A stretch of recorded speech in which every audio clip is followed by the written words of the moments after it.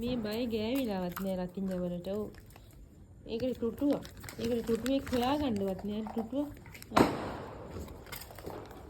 මේ ටුටුව නෑ. ටුටුව හැංගිලා. හැංගිල්ලක් කරනවා. Tyson sit.